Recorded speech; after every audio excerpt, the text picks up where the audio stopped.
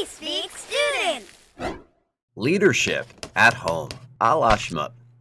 Now, we're not talking about giving rousing speeches about your school day around the dinner table. And we don't mean running a campaign to try and drive the family car to school every morning either. Leadership at home is something a little different. Let's start with what leadership at home isn't. It's not being the sole commander of the remote control, and it's definitely not putting on the scariest movie possible and making your little brother watch it.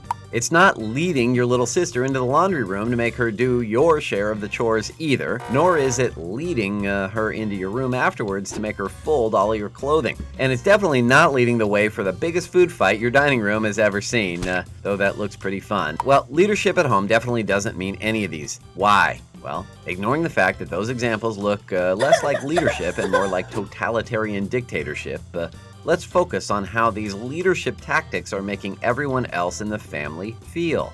Let's go look at all those happy, smiling faces. Well, shockingly enough, it looks like you haven't been practicing positive leadership at home. Taking full control of the TV, forcing your siblings to do the chores, not giving a hoot about how it affects anyone else, that's just ultimately selfishness. And when your main role around the home is a selfish dictator, well, no one's going to be happy. TV watching will be less watching and more battling to the death.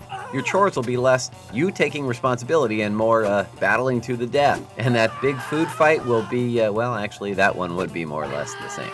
And guess what? That would all eventually lead to the real dictator exercising her power around the home. And considering mom has her own life and is working ridiculously long hours to make ends meet for you, she'd probably appreciate it if you weren't acting like a colossal jerk when she gets home. So unless you plan to spend a life sentence without the possibility of parole watching soap operas, it's better for everyone that you learn to be a good leader at home. How? By leading by example and helping out with the chores. Duh.